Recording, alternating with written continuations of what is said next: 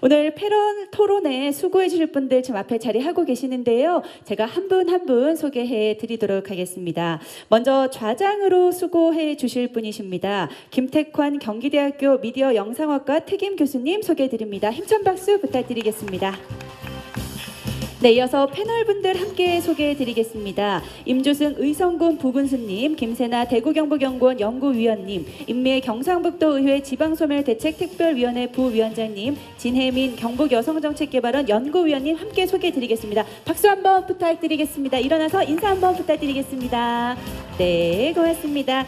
자, 그럼 패널 토론은요, 좌장이신 김택환 경기대학교 미디어 영상학과 특임 교수님께서 진행해 주시겠습니다. 마이크 교수님께 넘기겠습니다.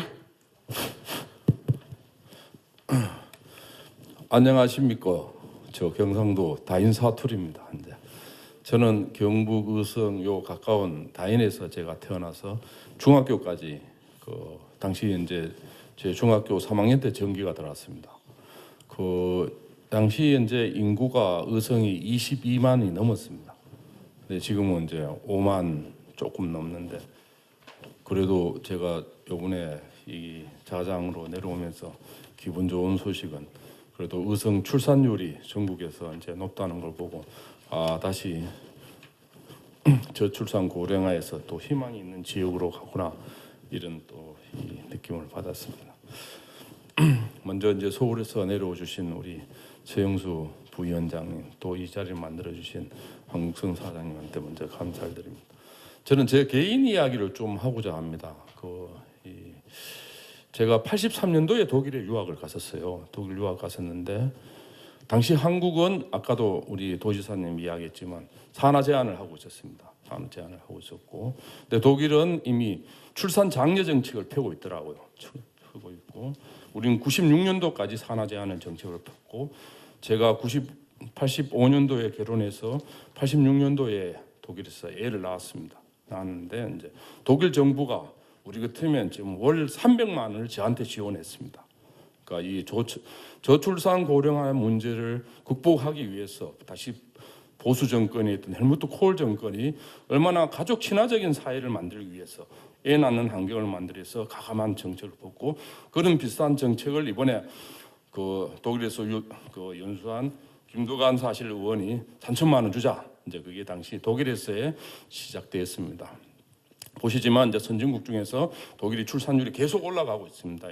이게 보수 정부는 끊임없이 가족 친화적인 정책을 펴고, 진보 정부는 전부 다 양성평등, 여성을 위한 정책을 펴면서 양쪽이 랠리를 해주니까 그야말로 이제 A를 낳을 수 있는 그런 환경을 만들었습니다. 그다음에 이제 제가 당시 이제 주택 정책으로 유학생인데도 불구하고 우리 같으면 이제 공공 임대주택을 얻었는데, 그게 이제 우리 같으면 강남이었습니다. 그 라인 강변에 그야말로 이 잔디 깔린 단독주택을 저한테 줬습니다. 공공 임대주택에. 근데 제 아는 지인들이 우리 집에 와서는 한국 가서 무슨 뭐 특별한 돈을 받거나 특별하지 않으면 한강변에 어떻게 살겠나.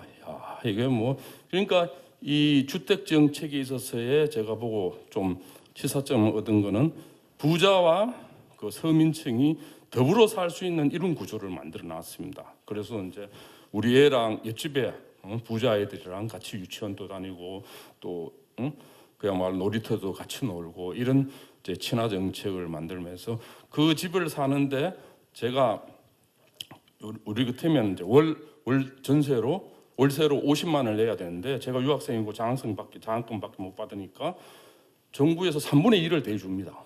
3분의 1을 대주고, 이제 그러니까 제가 사실 집값을 낼 수 있는 돈은 거의 안 내고 살 수 있는 이런 거고, 당시 월급이었던 300만 원에다가 그다음에 어린이 우유값을 줘요. 어린이 우유값을 지금도 이제 1명, 2명, 3명 다 이제 주고 있는데, 이런 식으로 만들어 놓고, 그다음에 이제 아시지만 이제 킨더크리페라고 해서 우리는 이제 유아원이죠. 세계에서 가장 먼저 킨더가르텐 유아원 유치원을 만든 데가 독일 기업입니다. 그 다음에 독일 정부가 그것을 의무 교육화하고 전반적으로 가면서 이 끊임없는 이제 정책을 펴왔는데, 그 핵심 정책은 제가 꼭 드리고 싶은 말씀은, 한 나라가 건강하려면 서민층이 잘 사는 나라가 돼야 됩니다. 부자가 잘 살고 교육받은 사람이 잘 사는 나라가 아니고 서민층이 잘 사는. 왜 서민층이 중요하냐면 그들은 눈물 젖은 빵을, 개태가 이야기했듯 눈물 젖은 빵을 먹어봤기 때문에 성실하고 또 노력하는 그게. 그래서 이제 독일의 8명의 모든 정치 지도자들은 다 서민층의 아들입니다. 물론 2세도 한 명도 없고, 미국도 보시면 정치사에서 그래도 오바마나 클린턴이나 다 눈물 젖은 빵을, 서민층의 자녀들이 그래도 이제 진보의 정책 미래로 이제 가는 겁니다. 그래서 지금 우리 정책 같은 경우는 지금 역대 정권들 쭉 보면 이제 글로벌 트렌드에도 역행됐고, 그 다음에 자기 주요 정책의 핵심 대상이 뭔지에 대한 거기에 대한 파악이 다른 요인들에 있었던 거죠. 그러다 보니까 지금 주택 문제도 그렇고, 지금 출산 문제도, 고령화 사회 문제, 지금 공항 문제도 그렇고, 심지어는 여러 가지로 이제 글로벌 트렌드에 우리가 역행하면서 치료해야 될 거는 오히려 서민층이 더 많이 치른다는 걸 이제 말씀드렸습니다. 그 얼마 전에 이제 우리 사회가 하나의 화제를 부렸던 게 일본 방송인 사유리입니까, 그죠? 사유미. 미혼모가 당당하게 이제 출산을 하는 이제 이게 이제 프랑스와 독일의 출산을 높이는 가장 중요한 이 배경 중에 하나입니다. 제가 이제 독일 당시 유학할 때 제 많은 그야말로 여성 친구들이 결혼하지 않고 당연히 애를 한 명 그야말로 자기 스스로 키우는 것에 대한 프라이드, 그게 여성의 진보주의자들이 많이 그렇게 합니다. 많이 그렇게 하면서 이제 대신에 말씀드렸죠. 우리는 아직 법적으로 그게 보장이 안 돼 있지만 모든 법적으로 결혼모와 미혼모가 동일하게 법적으로 보장받는, 아까도 말씀드렸지만 어린이에 대한 지원, 주택 지원, 뭐 여러 가지 지원들을 하다 보니까 이제 내가 혼자 살면서도 내 아이를 키우겠다는 그런 이제 이 미혼모들이 아주 사회적으로 존경받고 또 도덕적으로도 이제 훨씬 더 건강하게 살다 보니까 이 사회적으로 이제 출산율이 이제 높아가는 그런 이제 환경을 맞다고 봅니다. 그래 제가 간단하게 이제 드리고 싶은 말씀은 마지막으로, 결과적으로 이제 지금 우리가 초저출산 고령화로 가면 이제 어떤 사회가 되는지는 우리 서영수 이 부위원장이 잘 보여줬어요. 그러면 이제 지금 골든 타임이 이제 몇 년 안 남았습니다. 몇 년 안 남았을 때 이 골든 타임을 어떻게 극복해야 될 것인가? 첫째도 두 번째도 세 번째도 세 가지입니다. 청년 문제를 해결하지 않으면 그 청년들이 뭘 해야 되느냐? 일자리가 있어야 됩니다. 청년이 일자리가 있고 그 청년들이 사랑을 해야 됩니다. 그래서 이제 저는 우리 학생들이 가장 제가 만나면 이 참 가슴 아픈 게 뭐냐면, 야, 연애 안 하냐? 그러면 교수님 돈이 없어서 연애 못 합니다 그래요. 너무 가슴이 아픕니다 이제. 그래서 오늘 나 도지사님 계시면 제안 드리려고 그랬는데, 대한민국 최초로 경상북도가 좀 앞서 나가면서 우리 청년들한테 이 사랑 장려금을 주자고 제가 제안 드리고 싶습니다. 한 100만 원 정도 일단 줘서 우리 청년들이 그야말로 사랑을 하면 사람들이 훨씬 더 어떻게 되죠? 노래도 많지요, 그죠? 제가 왜 상징적으로 이런 말씀을 드리냐 하면, 지금 현 정부도 청와대에 청년 일자리 전광판 만들어 놓고 한 번도 틀지도 않고 있죠, 그죠? 그 다음에 제가 각 지방자치단체 장들 보고 실질적으로 당신네들 진짜 다음에 집권하고 싶으면 목숨 걸어야 될 게 청년 일자리 문제를 해결하는 거다. 근데 독일은 100%다 해결하고 있어요. 일본만 해도 이웃 나라에 한 90, 우리 청년들이 6만이 가 있지 않습니까, 그죠? 물론 반일 종족 맨날 이런 정치적으로 하지만 실제적으로 청년 문제를 해결하면서 아까 서영수 위원장님이 이야기했지만 일본 사회는 훨씬 단단하게 미래로 가고 있습니다. 그런데 우리는 굉장히 급격하게 널뛰듯이 이제 뛰고 있는데, 이 부분에 대해서 말씀드리고, 마지막으로 이제 지금 우리 사회를 이제 여러 가지 있지만 또 하나가 우리가 이제 본격적으로 고민해야 될 게 이민 사회입니다. 이민을 이제 고민해야 되고, 이런 식으로 초저출산 고령화로 가면 이제 3D 일은 안 합니다. 이미 농촌은 이제 많은, 특히 여성들 같은 경우는 이미 베트남부터 시작해서 하는데, 이제 독일 같은 나라가 이제 그렇게 소득이 높고 그야말로 안정된 사회고, 그럼에도 불구하고 메르켈 총리, 보수 총리가 100만 명 난민을 받는 이유는 그 100만 명이 그 사회를 유지하기 위한 3D 일을 하고, 또 그들이 애들을 많이 놓고 또 그 사회에서 건강하게 살고, 그러면서 다문화 멀티컬처로 가는 게 미래의 희망이라는 글로벌 트렌드의 핵심을, 본질을 정치 리더들이 이제 보고 있는 겁니다. 그래서 저는 지난번에 제주도에서 그 난민 몇 명 갖고 우리가 진짜 폐쇄적인 민족주의 그 성향을 극복하지 않는다면 실제적으로 저출산 고령화도 굉장히 힘들어질 거고, 중요한 거는 이제 미래 사회에 대한 우리 청년들 희망, 또 이 코로나를 지나면서 더욱더 이제 이 국제화 세계화되는 사회에서의 우리 사회의 갈 길,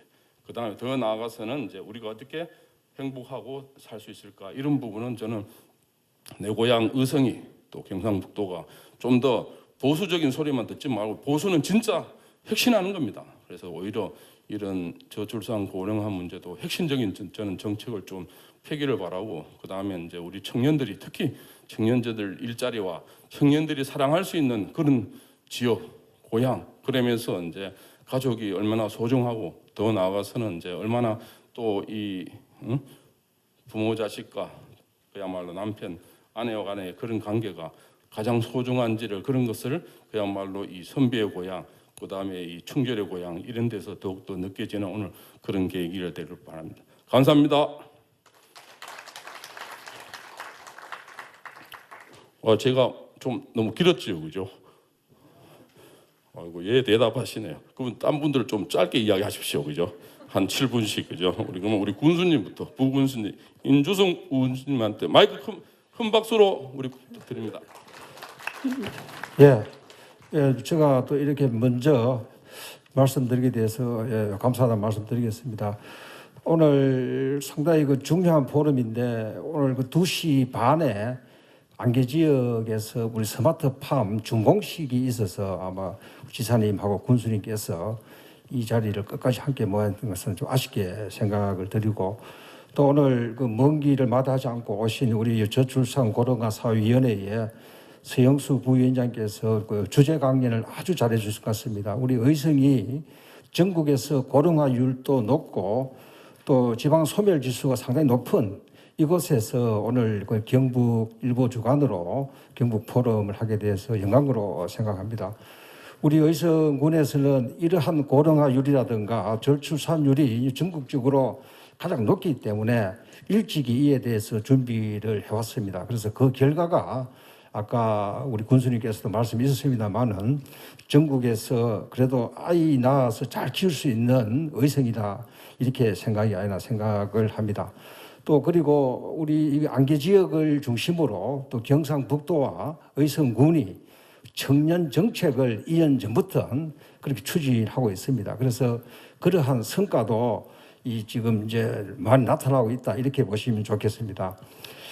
우리 자장이신 김택환 교수님께서도 말씀이 있었습니다만은 의성군이 66년도 그중에는 한 20만 명이 훌쩍 넘었습니다. 그래서 지금은 우리 인구가 한 5만 2천 명으로 이렇게 많이 줄었는데, 어떤 원인이 있겠나 이렇게 저희들이 살펴보면은 산업화에 따른 이제 특히 이제 안개 지역을 중심으로 한 수도작 중심인데, 이러한 인용 현상이 상당히 많이 일어났고, 또 이제 저출산, 또 고령화, 이런 것이 함께한 원인이 아니나 이렇게 생각을 하고 있습니다. 우리 의성군에서 그동안에 전국적으로 저출산 출산율이 경북에서 1위고 전국에서 3위 할 수 있는 원인이 뭐였나, 보니까 시책을 쭉 한번 보니까, 살펴보니까 타 지자체보다도 출산 지원 정책이 좀 선도적으로 앞서지 않나, 이렇게 생각이 됩니다. 그래서 이 안개 지역은 의성에서도 서부의 중심 지역 이곳에도까지 우리가 가임 여성에 대한 산전 검사라든가 이런 걸 다 무료로 하고 있고, 또 산전 질환이라든가 이렇게 됐을 때 또 우리 무료 쿠폰도 지원하고, 이 안개 지역이지만은 외래 산부인과를 만들어서 산모들이 언제든지 진찰할 수 있는 이런 여건을 만들어 주는데 좀 어느 정책에 좀 좋은 점이 아니었나, 이렇게 생각이 되고, 또 아울러서 우리 인구 5만 2천의 작은 도시지만은 인구 정책과 또 청년 정책을 또 하고, 일자리는 기농 기촌 정책, 이런 걸 전담 부서를 타지차에 그 지자체에 없는 것을 좀 우선적으로 설치해서 또 공무원들도 좀 적극적으로 하는 그런 원인도 아니었겠나, 이렇게 생각을 합니다. 또 이와 어울려서 우리 신혼부부에 대한 주거 비용 지원을 한다든지, 또 이제 출산 장려금은 다 지자체별로 조금씩 다릅니다만은 우리가 셋째 낳았을 때는 한 1,500만 원, 이제 넷째 아이 낳았을 때는 한 1,800만 원 정도 우리 의성군에서 이렇게 지원을 함으로써 또 조금 아이 낳는데도 많은 도움이 안 되겠나 하는 그런 생각을 하고 있습니다. 또 지금 지난해에 저희들이 출산지원센터라고 요 인근에 지난해 문을 열었습니다. 그래서 산모들이 언제든지 여기 오면은 자기들이 뭐 건강도 지키고 또 그 영유아들이 왔을 때는 거기에 장난감이라든가 육아 용품을 비치를 해서 좀 같이 부모하고 어린이들이 같이 놀 수 있는 이런 것을 같이 함께 좀 시책을 펴는 그런 쪽에 있다고 생각하고, 특히 조금 전에 말씀드렸습니다만은 이 의성 이 안개 지역을 중심으로 우리 경북도와 의성군이 이웃 사촌 청년 시범 만일에 해서 청년 유입 정책을 합니다. 그래서 청년 유입 정책 결과 올 10월 달쯤 해보니까 102명이 유입이 됐습니다. 그래서 이런 분들은 의성에 연고 있는 분도 있습니다. 거의 연고 없는 분들이 의성에 와서 지금 청년들이 정착을 하기 때문에 앞으로는 이제 출산율이라든가 아이 낳는 이런 것의 비율이 조금 안 올라가겠나 하는 이런 생각을 갖고 있습니다. 또 그래서 저희들이 지난번에 우리 산모들이라든가 이제 가입 여성을 중심으로 이러한 포럼을 열어보니까 가장 요구하는 사항이 농촌 지역이라도 산부인과를 좀 만들어줘야 되겠다 하는 것이 있습니다. 그래서 이 영남제일병원이라고 안개 서부 지역을 거의 안 하면은 우리 같으면 의성 같으면은 이 이제 가입 여성의 산모들이 안동이라든가 대구에 나가서 진찰을 받고 하는데, 그러다 보면은 상당히 개인 시간도 많이 뺏기고 하는데 이런 것을 줄여주기 위해서는 영남 우리 그 안개 지역에 산부인과를 빨리 만들 수 있도록 하는 것입니다. 그래서 우리가 이제 경북도하고 의성군이 특별한 그 시책을 펴서 소아청소년과를 우선적으로 하고, 그게 되면은 복지부에 해서 산부인과를 지금 유치할 수 있도록 하고, 특히 이제 안개 지역에 현재 산부인과 전문의를 좀 연봉을 군에서 조금 많이 줍니다. 줘가지고 우리가 병원에 모시고 있다 이렇게 생각이 되고, 그러면은 한 2023년도에 전에 하면은 공공산후 이제 조리원까지 된다 하면은 아마 가입 여성들이라든가 이런 분들이 조금 출산하는데 많은 도움이 안 되겠나 하는 그렇게 생각했습니다. 그래서 우리 의성군에서는 다른 지자체에서 지금 하는 정책도 같이 합니다만은 조금 이제 다른 지자체에서 없는 그런 이제 지자체에 그 우리 그 의성군만의 시책을 펴다 보니까 아까 전국에서도 그 출산율이 그 이제 3위가 되고 경북 1위가 되는데 1.76명까지 올라와 있는데 이것으로서 만족해야 안 되는 것 같습니다. 아까 우리 그 부위원장께서 말씀하게 들어보면은 2.07명을 낳아야 본전치기가 되는 것 같아요. 그래서 우리 의성군에서도 빨리 본전될 수 있도록 더 올릴 수 있도록 그렇게 시책을 적극 펴도록 그렇게 하겠습니다. 이러한 전체의 우리 안개 지역만 분석을 해봤습니다. 해보니까 아까 조금 전에 말씀드린 대로 청년들이 유입이 하고, 청년들이 유입되면은 이 안개도 같이 이제 안 살아나겠나 하는 이런 생각을 갖고 있습니다.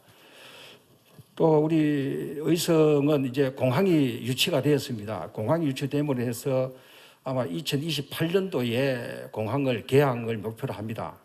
그렇게 되면은 그 우리 군에서 이제 적극적으로 하는 그 항공 물류 단지라든가 항공 정비 산업 단지 이런 것이 들어섬으로 인해서 청년들이 일자리가 많이 만들어지기 때문에 지금 앞으로 장기적으로는 한 2030년 이렇게 됐을 때는 인구 한 10만까지도 내다볼 수 있는 이런 청사진을 같이 그리고 있습니다. 그래서 우리 그 정부에서 추진하는 저출산 고령화 대책에 우리 의성군에서 적극 앞장서서 선도적으로 추진할 수 있도록 그렇게 하겠습니다.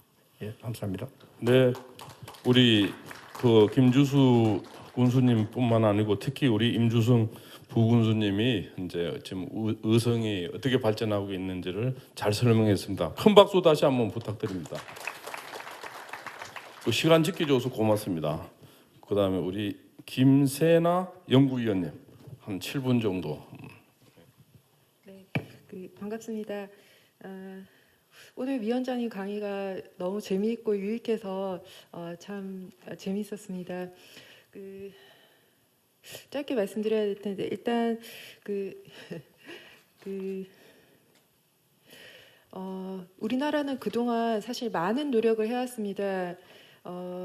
제가 처음 아이를 낳았을 때는 그 별다른 어린이집이 아니었지만 월 40만 원 정도 보육비로 들어갔고 그 아이가 그 어린이집을 일찍 가다 보니까 좀 아파서 폐렴에 걸려서 3번 정도 입원했는데 제가 그때 당시 박사과정 학생이었기 때문에 퇴원을 하면서 굉장히 걱정이 되었습니다. 근데 그때 당시에 그 보건복지부에서 미취학 아동 의료비를 굉장히 경감하는 그런 정책을 했습니다. 그래서 걱정하던 것과는 달리 거의 열흘 넘게 있었는데 한 30만 원대 의료비를 내고 퇴원했던 경험이 나고 그때 굉장히 국가에 고맙다는 생각을 했었습니다. 지금은 더 좋아져서 뭐 특별활동비 이런 거 말고는 더 내는 게 없으시죠. 그래도 한 10만 원 안팎으로 되리라 생각합니다. 즉, 그러니까 예전에 비해서 많이 좋아졌는데 그런 경제적 지원만으로 해결하기 어려운 게 저출산이 아닌가 생각됩니다. 얼마 전에 대구 수성구청에서도 그 인구 감소에 대한 우려 때문에 세미나를 했었는데 그때 여기 위원회에 계시는 양난주 교수님께서 오셔서 이렇게 저출산이 성과가 없는 거는 그 사회는 변해서 여성들이 치열한 경쟁을 뚫고 고등교육을 받고 능력을 갖추어서 사회로 진출하는데 우리나라 경제 모델은 여전히 성분업적으로 되어 있기 때문에 그 동아시아 경제 모델이 변하지 않았기 때문에 성분업적으로 되어 있기 때문에 여성들이 굉장히 많은 노력을 갖고 사회에 나갔지만 결국 모델은 변하고 있지 않기 때문에 사회 모델의 실패라고 말씀하셨는데 전적으로 동의가 됩니다. 다만 그게 언제 핀란드나 이 북유럽처럼 우리는 모두 일한다 이런 양성평등적인 사회로 전환되어서 근본적으로 해결될 수 있을지는 모르겠습니다. 또 그 과도기 선상에서 과연 현금 지원만으로 해결될 수 있을까 이 딜레마가 있는 것 같고 출산율이 1.0명 이하 미만으로 떨어진 이 심각한 현상이 벌어졌지만 여전히 사회 모델을 바꾸기는 힘든 것 같습니다. 근데 노동 시장이 개혁되지 않고서는 이 문제는 해결되지 않는 게 아닌가 이런 근본적인 생각을 갖고 있습니다. 제가 원고에 쓴 그 토론문 중심으로 지방의 입장에서 말씀드리겠습니다. 아까 부위원장님 발표에서 나왔듯이 우리나라는 곧 인구 정점을 지나서 감소를 하게 됩니다. 그래서 외국인을 제외하면 사실 내국인 인구만으로는 올해부터 인구 자연 감소가 시작돼서 작년을 실질적인 인구 정점으로 볼 수도 있을 것 같습니다. 즉 인구가 줄고 있습니다. 올해부터. 그리고 인구가 줄고 있고 수도권으로 인구 집중이 심화되고 있기 때문에 지방의 인구는 줄어듭니다. 점점 더. 그리고 이런 현상은 도 단위가 훨씬 더 심합니다. 그리고 이렇게 면적이 넓은 경북 같은 지자체에서 느끼는 그 인구 위기는 더욱더 심하다고 볼 수 있습니다. 그래서 저는 직업이 연구인원이기 때문에 좀 객관적인 현실을 그대로 말씀드리는 게 저희 본분이라고 생각합니다. 저출산 정책은 계속돼야 되지만 이제 인구 감소의 시대가 시작됐기 때문에 패러다임의 전환이 국가 및 지자체 정책에서 필요하다고 생각됩니다. 즉 인구가 줄어든다는 것을 기본으로 받아들인 상황에서 어떻게 지역을 유지하느냐 이런 시각이 필요하다고 생각됩니다. 그래서 전략적으로 지역을 어떻게 발전시킬 거냐, 특히 경북과 같이 넓은 지역, 이렇게 권역별로 서로 다른 성격을 가진 지역에서는 이 현실을 좀 냉철하게 직시하고 지역을 장기적으로 이 인구 감소 시대에 연착륙시키기 위한 노력이 특별히 광역지자체인 경북도청의 리더십 하에 또 각 기초지자체와의 협력하에 잘 이루어지는 게 필요하다고 생각합니다. 그리고 현실적으로 이런 저출산 고령화 틀에서 좀 더 넓혀서 인구라는 시각에서 보면은 인구 지자체는 인구 이동이 굉장히 더 중요한 시기에 또 있습니다. 그래서 청년층을 비롯해서 이제 한 50대부터 60대 정도까지 어떤 액티브 시니어 예비 고령자들을 지역으로 다시 회귀시키는 그런 노력이 필요하다고 생각됩니다. 청년과 더불어서 예비 고령자 이 두 축으로 나가는 전략이 굉장히 유효할 거라고 생각됩니다.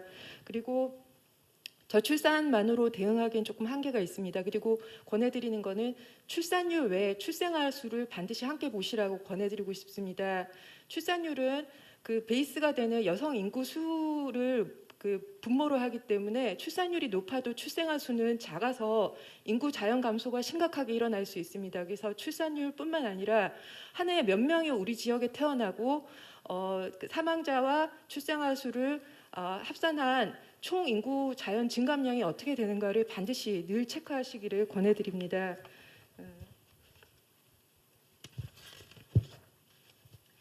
예, 그리고 지방 소멸 위험도 점점 심해지기 때문에 이런 시각에서 이게 이제 지역을 유지해야 되기 때문에 유지하기 위해서 반드시 유지해야 되는 거점 지역이 어떤 것이고 공공 부문에서 유지해야 되는 기능이 어떤 것인지 대책이 필요하다고 생각됩니다. 앞으로 수년 내 아마 구체적인 것들이 마련돼야 된다고 생각하고요.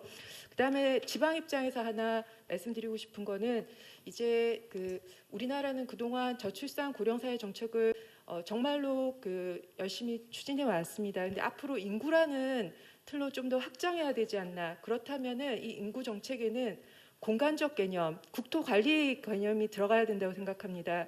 즉 인구가 많이 모여 사는 인근의 대구 광역시나 또는 이보다 더 많은 인구가 몰려 있는 서울, 경기는 고령화 및 인구 감소가 일어나도 인구가 많습니다. 통행도 원활합니다. 그래서 느껴지는 건 적지만 이런 인구 밀도가 낮은 돛단위 지자체는 그야말로 지역 생존의 문제가 걸려 있습니다. 그래서 국토부나 행안부 또는 이런 그 지역 유지 발전의 차원으로 좀 더 확장해야 된다고 생각합니다. 아직까지는 우리나라 국토 관리가 잘 되고 있지만은 점점 거주민이 없어지면 경작지가 휴경지가 되고 휴경지가 황무지화되는 일본과 같은 사건이 이 20년대에 충분히 벌어질 개연성이 큽니다. 국가적인 관심이 필요하다고 생각되고요. 지자체에도 인구 조직의 위상을 높여서 저출산 고령화 플러스 각종 인구 유입, 그다음에 청년 정책도 사실은 지자체에서는 청년 유입적인 관점에서 많이 이루어지고 있습니다. 그래서 기능을 통합 강화하고 그 도 정책의 최고 상위로 올리는 그런 노력이 필요하다고 생각됩니다. 그리고 또 이런 것에 대한 그 시민사회 그리고 저희 같은 연구기관, 대학 그리고 지자체 이렇게 삼각체제로 같이 조금이라도 노력을 모으는 그런 그 체제를 만들어서 장기적으로 대응하는 것이 필요하다고 생각됩니다. 그래서 경북에서 많은 성과를 거두고 있는 이웃사촌 시범마을이나 또 뭐 도시청년 그 시골 파견제 이런 여러 가지 좋은 성과들이 있습니다. 여기에 더해서 또 이 유입된 인구가 계속 살기 위해서는 교육과 의료가 해결돼야 됩니다. 그래서 거점별로 이런 초중학교 연계학교라든지 또 지금 아까 부군수님 말씀하신 산부인과들 의료 체계가 모든 전역은 아니더라도 인구가 모여 살고 있는 거점에 반드시 제공되도록 해서 인구가 유지되도록 하는 그런 전략이 필요하다고 생각됩니다. 네, 감사합니다. 네, 큰 박수로. 예. 이제 세 번째로는 보니까 이제 가장 오늘 중요한 토론자인 것 같습니다. 경상북도 의회 지방소멸대책특별위원회 우리 부위원장님이신 임미애 의원님한테 마이크를 넘기겠습니다. 예, 안녕하십니까. 경북도 의원 임미애입니다. 이게 특이 이름이 너무 거창해가지고 저도 굉장히 부담이 좀 됩니다. 저는 그 조금 전에 우리 저출산 고령사회위원회 부위원장님께서 그 기조 강연을 하실 때 가장 핵심적으로 저는 이렇게 받아들였습니다. 이 저출산 문제와 관련해서는 사회가 주는 시그널이 중요하다. 이것이 우리 사회가 삼불의의 사회가 아니라 안정된 사회, 안심할 수 있는 사회, 이런 사회라는 시그널을 보여주는 것이 굉장히 중요하다라는 그렇게 저는 좀 받아들였습니다. 그래서 그런 측면에서 본다면 저는 보육 정책이 지금 시행되고 있는데 이것에 대한 전반적인 검토를 한번 해보고 보육 정책의 변화가 필요하다라는 주제로 잠깐 말씀을 드리고자 합니다. 크게 미취학 아동하고 취학 아동 두 가지로 나눠 볼 텐데요. 먼저 미취학 아동 같은 경우에 그 미취학 아동을 대상으로 하고 있는 보육 돌봄 서비스 종류하고 주관 부처가 너무너무 많습니다. 주관 부서가 보건복지부, 여성가족부, 문화체육관광부, 농림축산식품부, 거기다 지방자치단체 이렇게 해서 미취학 아동들에 대해서 제공되는 서비스가 전체 그 굵은 것만, 작은 거 빼고요, 굵은 것만 8가지가 넘습니다. 보육료 지원을 한번 살펴보겠습니다. 그 전에 혹시 아동수당과 양육수당을 좀 구분하실 수 있는지 잘 모르겠습니다. 저 사실 이거 처음에 구분이 잘 안 갔었습니다. 제가 의회에 들어가서 행정보건복지위원회에서 일을 하면서 보육과 돌봄 정책을 저희 의회에서 다루었는데 이 정책을 정확하게 꿰고 있는 의원들이 재선 의원도 없고요, 삼선 의원도 없었습니다. 굉장히 복잡해서요. 저 역시 2년 동안 있는 동안에 너무 헷갈리더라고요. 해마다 다시 살펴봐야 되는 거예요. 그러니까 잠깐 이제 아동수당하고 양육수당을 좀 구분을 좀 먼저 해보겠습니다. 양육수당은요, 2013년도부터 시작이 되었고요. 쉽게 말하면 아이를 키우면서 오는 그 부담감을 덜어주기 위한 정책입니다. 그래서 최대 84개월까지 지원이 되는 건데, 그러니까 태어나면서부터 84개월까지. 그런데 12개월 미만은 20만 원, 24개월 미만은 15만 원, 취약 전까지 10만 원 이렇게 지급이 됩니다.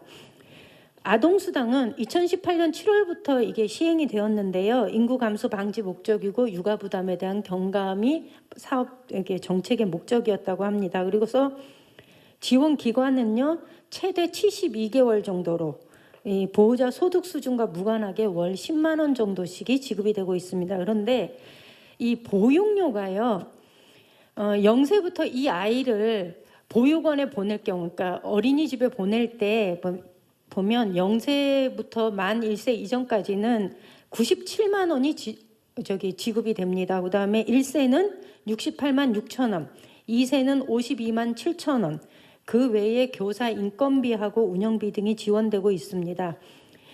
지금 말씀드린 대로 0세 아이한테 97만 원이 지급이 되다 보니까 양육수당하고 보육료 사이에 이 차이가 너무 큽니다. 그러니까 부모가 이 아이를 내가 내 집에서 내가 직장을 그만두더라도 내가 이 아이를 키우고 싶어 라고 하면 내가 제공받을 수 있는 그 국가 지원은 아동수당이고 양육수당입니다. 그런데 얘를 내가 그렇게 받지 않고 어린이집에 보내게 되면 0세 아이의 경우에는 97만 원이 지원이 되는 거죠. 그러니까 보육수당하고 아동수당의 차이가 너무 커서 부모들이 느끼는 이 뭐라 그럴까, 이게 박탈감은, 집에서 아이를 키우는 부모들이 느끼는 박탈감은 상대적으로 굉장히 큽니다. 그러다 보니까 거의 우리나라의 거의 모든 영아들이 어린이집에서 보육 서비스를 받는 이상한 현상이 벌어졌고요. 애를 낳아갖고 어린이집에 안 맡기면 왠지 손해보, 국가로부터 받아야 할 돈을 받지 못하는 듯한, 손해보는 듯한 그런 이상한 이 현상이 우리 사회에서 벌어지고 있습니다. 그런데 짐작하시겠지만 이렇게 되면은 어린이집을 계속 늘려야 되고요.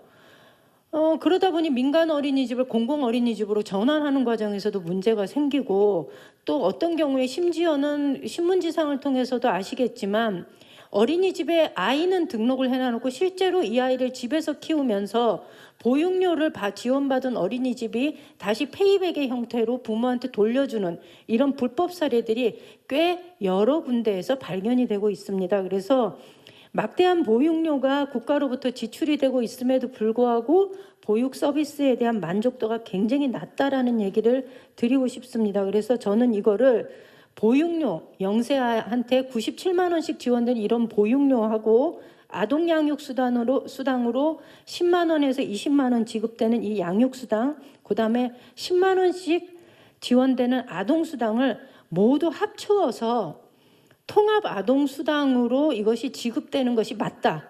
그 다음에 내가 이 아이를 직장을 다니기 때문에 어디 보내야 된다라고 하면은 그건 부모가 선택을 하면 되는 겁니다. 그래서 저는 양육수당의 규모를 조금 더 늘리고, 그리고 이것을 통합해서 지원해 주는 것이 국가가 좀 검토를 해줬으면 좋겠다라는 얘기를 드리고 싶고요. 그 다음에 취약 아동의 돌봄 서비스에서 잠깐 말씀을 드리면은 이것도 너무 많습니다. 보건복지부, 교육부, 여가부, 문체부, 지방자치단체 이렇게 해서 11가지 이상의 돌봄 서비스들이 제공되고 있습니다. 그런데 이게 같은 연령 대상의 돌봄 사업이 여러 부처에서 비슷한 사업이 굉장히 혼재되어 있어서 돌봄 서비스 제공 부처에 따라서 지자체 담당 실과가 달라가지고요. 돌봄 서비스 연계하고 체계적인 관리가 굉장히 어렵습니다. 그러니까 아이는 하나인데 이 아이를 관리하는 부서가 11개가 된다는 소리죠. 이게 말이 됩니까? 바꿔야 된다고 생각합니다. 그리고 이거를 지난번에 뉴스에서 보셨을 겁니다. 24시간 돌봄 정책을 얘기할 때 그러니까 엄마들이 직장에서 일이 안 끝나서 아이를 어디 맡길 데가 없어서 발을 동동 구른다라고 얘기할 때 정부에서 뭐라 그랬냐면 24시간 돌봄 체계 도입하겠다는, 전 이 얘기 들을 때 정신 나갔구나라는 생각이 들었습니다. 이게 돌봄 정책이에요. 아이는 없어요. 아이의 만족도, 아이의 행복은 없고 그저 어떻게 하면 엄마를 좀 일찍 가정으로 돌려보낼 수 있는 노동 정책에 대해서 고민을 해야 될 정부가 엄마는 일자리에 묶어두고 아이는 24시간을 어린이집에 맡겨두는 것을 정책으로 펴겠다라고 할 때 저는 이게 정상적인 사고방식에서 이게 이런 정책이 나올 수 있을까라는 아주 격한 감정이 좀 들었습니다. 그래서 돌봄 서비스 자체를 일자리 창출의 차원에서 이걸 접근하다 보니까 부모의 근로시간에 맞추어서 이 설계가 이루어지고요. 그러다 보니까 이 정책 전반적으로 아동의 행복이나 이런 것들과는 거리가 먼 아동 친화적이지 않은 정책이 만들어졌다. 저는 이렇게 생각합니다. 그래서 제안을 드리면은 소득 맞벌이 여부를 기준으로 나누던 돌봄 서비스를 아동의 연령과 지역을 중심으로 통합 개편했으면 좋겠다. 그다음에 돌봄 서비스 통합 관리 시스템을 구축해서 여러 부처에 산저에 있는 돌봄 서비스를 통합 관리해서 모든 아동의 안전을 보장하는 방식으로 갔으면 좋겠다라는 정책 제안을 좀 드리고 싶습니다. 이상입니다. 네, 고맙습니다. 우리 의원님이 격한 감정을 느끼셨다는데 진짜 이 중앙 정부가 좀 반성하고 받아들여서 꼭 하기를 바랍니다. 우리 부위원장님 가서 말씀하시기죠. 네. 그럼 마지막으로 이제 이번 토론회 오래 기다리셨습니다. 이제 우리 경북 여성정책개발원의 진혜민 연구위원님한테 마이크 드리겠습니다. 한 7분 정도 부탁드립니다. 네, 반갑습니다. 경북여성정책개발원의 진혜민입니다. 인구 변화와 대응을 논의하면서 이제 출산 고령사회 기본계획, 저출생 정책, 지방소멸 대응 정책, 그다음에 청년 정책 이런 부분들이 따로 떼서 얘기하는 게 아니고 결국 다 복합적으로 얽혀져 있다라고 생각이 듭니다. 지금까지 이제 저출생 정책을 중심으로 논의하면 결혼 정책, 출산, 육아, 교육, 일자리, 주거 정책 이렇게 논의가 되었었는데 이제는 삶의 질 향상, 정주 여건, 양성평등 사회, 일생활 균형, 지역 동반 성장, 상생 발전 이런 좀 더 포괄적인 범위 내에서 논의가 조금 되고 인구 정책적 측면에서 좀 논의가 되어가는 것들이 좀 달라지는 부분이 아닌가라는 생각을 좀 하고 있습니다. 저는 오늘 그 경북의 여건 몇 가지만 시간이 부족하기 때문에 몇 가지만 좀 짚고 몇 가지 말씀 좀 드리고 싶습니다. 경북의 지방 소멸 지수에 대해서는 너무나 잘 아시고 계실 것 같고 지금 경북도 내 5만 명 미만의 시군도 23개 중에 지금 10개 시군이 속하고 있습니다. 그만큼 인구 격차가 크다라는 것들을 이제 보여줄 수 있는 것 같습니다. 그래서 이런 인구 격차라는 인구 유출이란 저출생 고령화 이제 문제를 해결하기 위해서 우리 의원님 계시지만 이제 지방 소멸 위기 지역 특별법도 지금 논의가 되고 있고 이제 도에서 적극적으로 이제 추진을 하고 있는 걸로 이제 보여집니다. 도의 저희 인구 현황들을 이제 지속적으로 순이동 인구를 보면 당연히 감소하고 있고 특히나 저는 주목하고 싶은 거는 청년의 인구 감소이고 그 중에서도 경북도 내 청년 여성의 인구 감소가 두드러지고 있기 때문에 여기에 대한 좀 관심을 좀 가져야 되고 오늘 저희 부위원장님 말씀해 주신 것처럼 여성이 남성보다 청년 세대가 비청년 세대보다 고학력이 미혼이 훨씬 더 결혼과 이제 자녀 출산에 대해서 부정적으로 나타나고 있기 때문에 이런 청년들의 삶의 질을 보장하지 않고서는 이 문제를 해결할 수 없다 이런 생각을 좀 가지고 있습니다. 그리고 이제 통계청 사회조사 말씀해 주시면서 우리 선호하는 직장 얘기를 좀 해주셨습니다. 지금 이제 안정적인 직장 한 20% 일자리 나머지 80% 말씀하셨는데 경상북도의 기업 측면을 좀 보면 300명 이상 대기업이 한 173개가 되고 10인 이상 299인 이하 중소기업이 한 17,090개, 12만의 중소기업이 한 21만 4천 개 정도가 됩니다.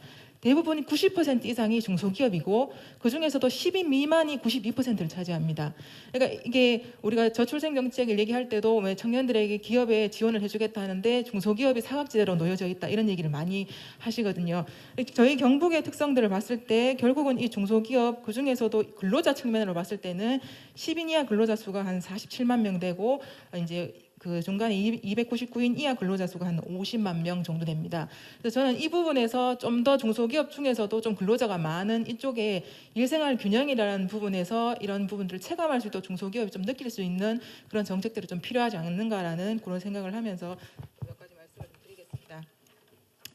제가 이제 청년들에게 이제 이 정주 여건에 대한 부분들에 대해서 고민을 좀 많이 하고 있는데 이제 제가 작년에 경상북도 청년의 정주 여건 및 실태에 대해서 좀 조사를 한번 했었습니다.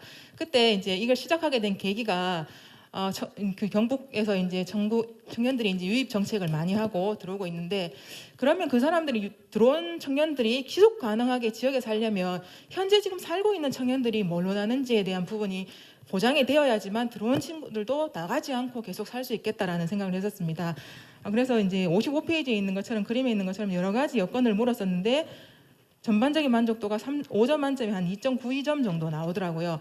그러니까 그만큼 이제 평균보다 낮고 그 중에서도 문화여가, 일자리, 생활체육, 교통, 교육 돌봄, 보건의료 순으로 좀 낮게 나타났었습니다. 이것들을 근데 이제 소멸 고위험 지역, 위험 지역, 이제 저위험 지역으로 나누어서 봤을 때도 우리가 당연스럽게 생각하듯이 고위험 지역의 만족도가 확실히 차이가 나더라는 것에서 저희가 또 다르게 볼 수 있는 정주 여건이 확실히 차이가 나고 거기에 대한 청년들의 의식들이 있는 것들을 좀 볼 수 있었습니다. 이제 이런 청년들의 의견들을 이제 조사로도 봤지만 이제 지난해 이제 연말에 저출산 고령사회 기본 계획을 하시면서 시도 순회 토론회를 했었거든요. 그래서 저희가 경북 지역에서도 같이 참여를 하고 했었는데 그때 제가 느꼈던 부분으로는 지금까지 그렇게 전국적으로 순회 토론회를 하면서 그렇게 지방의 의견들을 지역 맞춤형 의견들을 좀 찾으려고 노력하시는 부분이 훨씬 더 많이 보였었습니다. 그런 부분에서는 매우 긍정적으로 좀 보였었고 그런 의미에서 이제 저희가 첫 번째로 말씀드리고 싶은 거는 지금 4차 저출산 고령사회 기본계획을 수립함에 있어서 이제 우리 부위원장님 말씀해 주셨지만 경제적인 부분이라든지 이런 출산 지원 장려금 이런 부분들은 전국적으로 좀 통일을 해서 정부에서 원활하게 좀 진행을 하고 그 외에 저는 한 가지 요구를 좀 드리고 싶은 부분은 지역의 인구 구조라든지 경제 구조라든지 생활 환경 차이가 너무나 큽니다. 그래서 지역의 경북 지역에는 우리는 정주 여건을 중반으로 해서 청년들이 살 수 있는 특화 과제들을 좀 제시를 했을 때 그거를 좀 지원해 줄 수 있는 그런 부분들이 정책적으로 꼭 마련이 됐으면 좋겠다는 부분을 좀 제안을 좀 드리고 싶었습니다. 그래서 4차 기본계획 내에 이제 매력 있는 공동체 만들기라는 부분이 들어와 있거든요. 그래서 이런 부분들이 저희 경북에서는 이제 정주 여건 관련되어서 조금 중요한 부분이 아닌가. 그래서 이제 계속 인구 감소 지역, 정주 여건이 갖추어지지 않은 이런 지역에 대한 배려와 특별 지원 체계가 좀 꼭 반드시 필요하겠다라는 생각을 좀 하고 있습니다. 두 번째는 일생활 균형 부분인데요. 아까 제가 기업의 현황들을 말씀드렸는데 지금 정부에서는 저희가 하고 있는 게 거의 고용노동부에서 하고 있는 일생활 균형 지역 추진단 운영과 여성가족부에서 가족친화 인증제도 뭐 이런 부분들이 대표적으로 지금 진행이 되고 있습니다. 가족친화 인증제도와 관련해서는 지금 전국적으로 한 3,800개가 원래 지금 진행이 되고 있는데 경북 같은 경우에는 대기업의 12개사, 중소기업 57개사, 공공기관 54개사로 인증기관이 되어 있습니다. 이제 이런 부분에서 저희 경북도에서 사실 중소기업에서 가족친화 인증기업을 인증받는 게 그 자체가 사실 어려운 일이더라고요.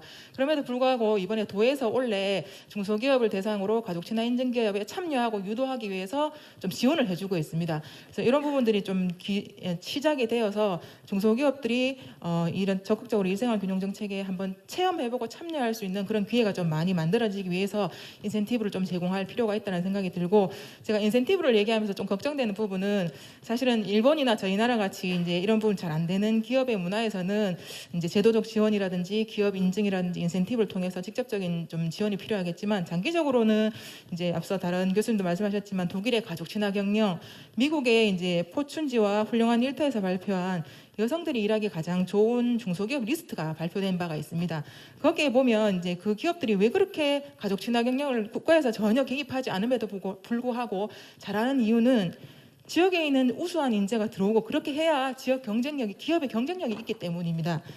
지금의 청년 세대, 앞으로의 밀레니얼 세대 같은 경우는 이런 조직의 공공성이라든지 일생활 균형에 대한 가치가 매우 커져가기 때문에 저희 경북도에서도 이런 경북 기업의 중소기업에서도 이런 긍정적인 경험을 좀 가질 수 있게끔 일생활 균형 정책을 적극적으로 좀 펴야겠다라는 그런 말씀을 좀 드리고 싶습니다. 세 번째는 청년 친화도시 경북을 좀 만들자라고 했는데 제가 청년들에게 물었습니다. 그러면 청년 친화도시가 뭐라고 생각하느냐라고 물었더니 뭐 되게 거창하고 이제 일자리 정주 여건을 다 얘긴 하긴 하더라고요. 근데 더 중요하게 얘기하는 게 빠뜨리지 않고 얘기하는 게 이런 얘기였습니다. 청년들의 의견을 청취하고 그거에 대해서 배려해주고 피드백 주고 대화가 가능한 도시 이런 얘기를 하더라고요. 그만큼 소통의 장과 소통의 기회가 더 많은 지자체에서도 청년들의 의견을 듣는다고 하지만 더 많이 얘기하고 싶어 하는 것 같았습니다. 그래서 그런 부분에서 청년의 소통의 장 활성화가 좀 필요하고 그리고 또 한 가지는 청년 구성에 대한 다양성이었습니다. 경상북도에서 청년 지원 정책을 정말 활성화해서 운영을 하시거든요. 이게 많은 예산을 들이고 또한 많은 취창업 중심으로 운영을 하고 있는데 청년들이 이런 얘기를 하더라고요. 많은 정책들이 있는데 근데 청년이 꼭 15세에서 39세로 되어 있는데 20, 30대의 미취업 청년만이 청년이 아니다.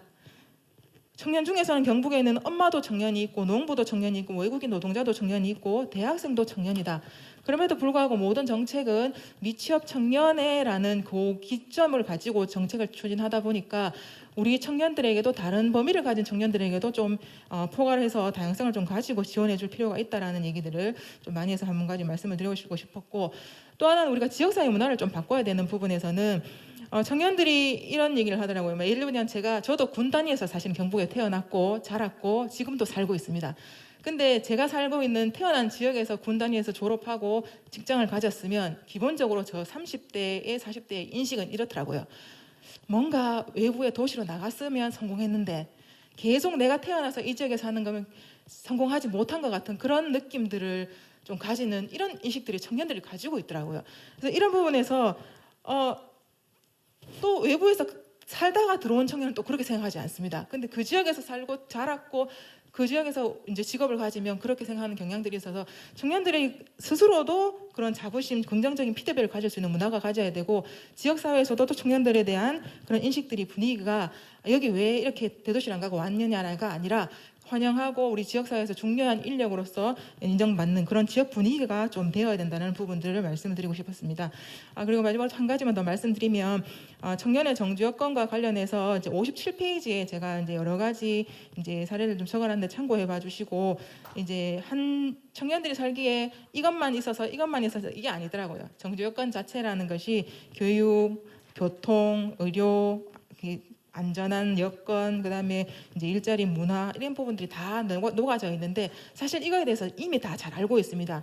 근데 이제는 이 알고 있는 부분들을 청년들이 좀 더 필요한 부분으로 실현해 갈 수 있는 지자체의 정책들이 구체적으로 좀 나와줘서 청년들이 요구했을 때 그것들을 바로바로 변화하는 모습들을 좀 보여주는 것들이 필요하지 않겠나라는 생각을 하고 특별히 경북 고소멸 고위험 지역을 중심으로 한 정주 여건 강화 패키지 프로그램과 같이 좀 더 이렇게 정주 여건을 강화할 수 있는 이런 정책들을 좀 폈으면 좋겠다 싶고 마지막으로 한 가지만 더 말씀드리면 이제 도 단위라든지 시군 지자체에서 저출생 정책, 인구 정책, 청년 정책, 지방 소멸 정책, 농촌 활성화 정책을 분리해서 운영하시는 게 아니라 정주 여건이라는 큰 테두리 안에서 이것들이 유기적으로 같이 운영하고 이걸 정책을 추진할 수 있는 기반들이 꼭 필요하다라는 생각을 하고 있습니다.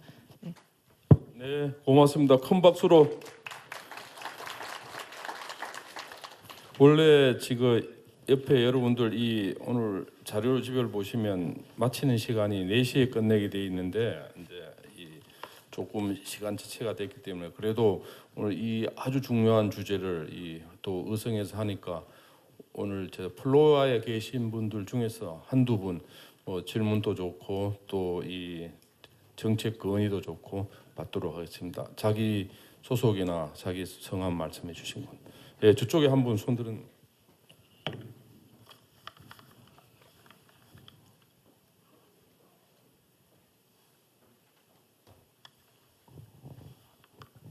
네, 오늘 그 정책적인 그런 얘기도 듣고 패널들 분들의 그 좋은 얘기도 많이 들었습니다. 뭐 인구에 대한 것들은 다 서로가 뭐 중앙 정부나 지방 자치단체나 다 고민하는 그런 분야라고 생각되어집니다. 제가 오늘 여기 뭐좀 중앙에서 오시고 했기 때문에 한두 가지만 제가 좀 정책적인 이런 건의를 한번 드리겠습니다. 저희는 상주시 보건소에서 지금 출산 장려 업무를 지금 보고 있습니다. 지금 지방자치단체 같은 경우가 출산율이 떨어지고 젊은이들이 없다 보니까 뭐 산부인과가 문을 닫는 그런 경우가 이제 속출하고 있는데요. 그래서 정부에서도 분만 산부인과를 지원한다든지 뭐 공공산후원을 지으라고 뭐 이렇게 지원한다든지 조금 전에 이제 부원수님께서도 말씀하셨다시피 청소년 소아과가 없어지니까 그런 것도 정부에서 지원해서 뭐 정책적으로 지원을 해야 된다. 이런 좋은 정책들은 이제 출산에 관한 이런 얘기들입니다. 제가 한 가지 제안 드리는 것은 지금 저희들이 요양보험을 노인들에게는 적용을 하고 있습니다. 그런데 출산을 하고 나면 지금 같으면 예전에는 산후조리를 대부분 집에서 어른들이 다 해줬어요. 부모님들이. 그런데 지금 같은 경우는 한 70% 80%가 공공산후원을 조리원을 이용하는 그런 추세였습니다. 지금까지는 사설 산후조리원이었지만 이게 경제성이 안 받쳐주다 보니까 이제 공공에서 뛰어들어서 이런 부분들을 조금 이제 지원해주고 있는 그런 단계에 있는데 조리원 이용에 대한 비용들이 노인들에게 대한 요양급여만 줄 것이 아니라 이것도 하나의 요양이기 때문에 산후조리원을 이용하는 이 산모들에 대해서 한 2주 정도에서 3주 정도 이용을 하는데 요양보험을 도입을 시급히 해야 된다고 생각되어집니다. 제가 비용을 한번 생각을 해보니까 저희들 우리나라의 출산 인구가 한 35만 좀 되고 있습니다. 그러면 2주 정도에서 3주 정도 하는데 보통 200에서 한 300 정도 들어가는데 예산이 한 7천에서 8천억 정도가 예상이 됩니다. 그러면 자기 부담하고 국가 부담을 이렇게 건강보험료를 하면 한 30%는 부담한다면 이게 출산 과정에 경비가 많이 완화가 될 수 있는 거고 정부에서는 이게 몇 천억 들여가지고 이렇게 재정은 투입되겠지만 이게 출산하는 사람들한테 안정감을 주고 출산 장려를 하는 그런 분위기가 될 수 있다고 생각되어집니다. 또 한 가지 제가 제안 드리는 것은 결혼 인구가 자꾸 이제 줄어들고 결혼 연령이 자꾸 늦춰진다고 이제 보고 있지 않습니까, 그죠? 그래서 여기에 대한 제안도 하나를 제가 드리는 것은 저희들이 청소년들 미혼자들에게 결혼 연령이 자꾸 늦어지니까 직장 생활을 하기 시작을 하면 결혼에 대한 세금들을 미혼자들에게 일정 부분 받아서 그걸 거기에 부담했는 만큼 정부에서 붙여가지고 적금을 해놨다가 결혼할 때 장려를 할 수 있도록 하면 결혼을 할 수 있는 것들이 처음에는 이게 얼마 안 돼가지고 적지만은 그때는 정부에서 많이 지원해주고 시간이 많이 지날수록 적게 지원을 해주면 이게 될 수 있으면 이렇게 심리적으로 빨리 결혼해서 정부에서 주는 지원금을 많이 받아야 되겠다라는 생각을 가질 수 있을 것 같습니다. 이런 것들이 정책적으로 도입되었으면 좋겠습니다. 감사합니다. 네, 제5 토론자였습니다. 두 가지 아주 좋은 제안을 하셨습니다. 산후조리에 대한 또 이 적금 제도를 만들어서 나중에 매칭해서 우리 결혼한 데에서 적극 지원하자. 좋았습니다. 또 딴 분 혹시 질문이나 또 제안하고 싶은 분 없으시지요, 그죠? 빨리 끝내고 싶지요, 그죠? 그러실 겁니다. 못 봐서 역시 그러니까 여성이 한 분 하셔야죠. 저는 단밀면에서 아이를 키우고 농사를 짓는 농부입니다. 말씀들 잘 들었습니다. 근데 제가 좀 들으면서 내내 아쉬웠던 부분은 특히 임주성 부군수님께 여쭙고 싶습니다.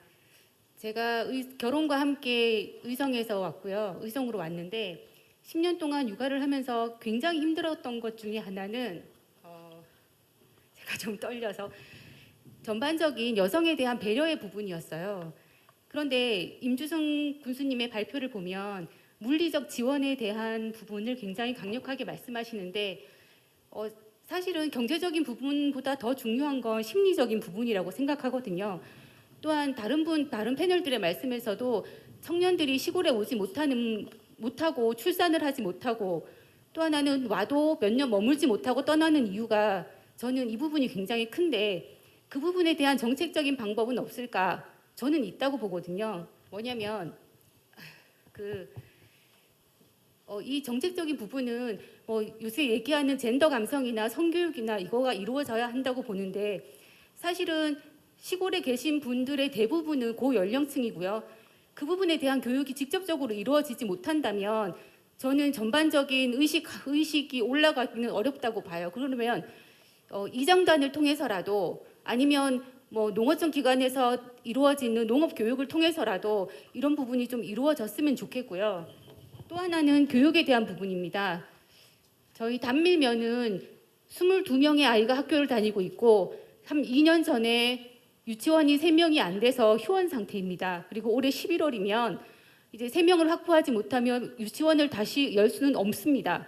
하지만 지역에는 2명의 아이가 지역에서 동네에서 유치원을 다니고 싶다고 강력하게 얘기를 하고 있거든요. 근데 그 한 명을 찾지 못해서 결국은 문을 닫아야 되는데 이걸 다시 열 수 있는 방법을 제가 알아봤더니 100명 이상이 모여야지 다시 열 수 있다고 하더라고요. 학교를.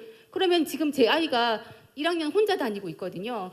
그럼 그 아이를 마지막으로 사실은 초등학교 아이를 가진 부모가 저희 지역으로 오기는 굉장히 어렵습니다. 아무리 청년정책 한다고 하지만 교육이 살지 못하면 청년은 떠날 수밖에 없는 구조 아닌가요? 그러면 그 작은 학교 살리기를 하신다고 하지만 정작 정책적인 부분에서는 얼마나 고민하고 계신지 되묻고 싶습니다. 그래서 이런 전반적인 문제를 들어오는 청년에게만 묻지 않고 지역에 있는 엄마와 아빠들에게 물어주시기 바랍니다.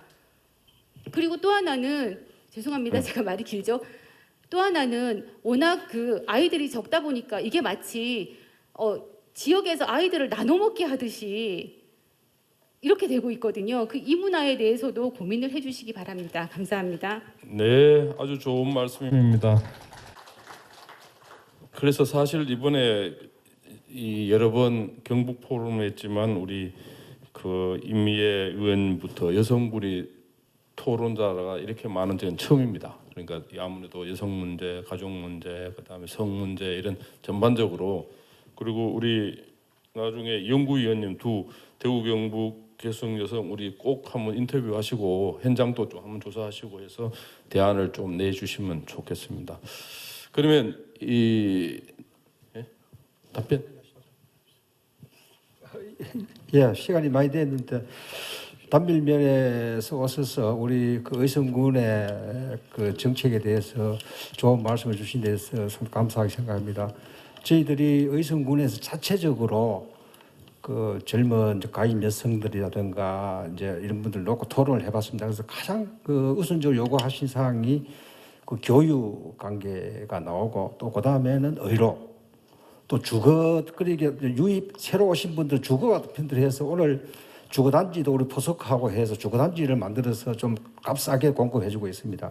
그리고 그 중에서 가장 이제 그 학부모들이 이제 교육 관계를 많이 하는데 그 학생 수가 줄다 보니까 저희들도 상당히 고민을 많이 하고 있습니다. 교육청하고 협의를 해서 그래서 가급적이면 통폐합을 안 하고 자체적으로 학교 운영 관계를 저희들 생각하고 있습니다. 이 관계도 조금 전에 말씀드린 사항은 우리 단밀면장이 한 의견 또 수렴하고 교육청하고 적극 협의를 해서 하고 기존 우리 그 새로 오신 유입돼 오신 분들도 정책하지만 기존 있는 분들이 안 나가는 그런 시책을 같이 우리가 고민을 하고 있습니다. 그래서 우리가 한 번 더 우리 기존 계신 분들이 애로사항이 뭔지 해서 의견 수렴을 해서 우리 내년도 그 우리 정책에 반영될 수 있도록 적극 그렇게 하도록 하겠습니다. 예, 감사합니다. 네, 고맙습니다. 그 지난 6월에 이 경북 포항에서 전 이낙연 총리 지금 민주당 대표를 모시고 이제 코로나 위기 극복 대안 방안에서 이제 해서 좋은 반응을 얻었고 지난 10월에 다시 상주에서 이 일자리 대책 어디로 가야 되냐 해서 이제 또 많은 분들의 좋은 반응을 얻었습니다. 오늘 다시 이제 우리 사회에 또 전 세계적인 하두인 이 저출산 고령화 대책 어떻게 가야 되느냐 우리 멀리서 서영수 부위원장이 오셔서 감사드리고 또 이 좋은 행사를 이제 주최한 경북일보가 더욱 승승장구하기를 바랍니다.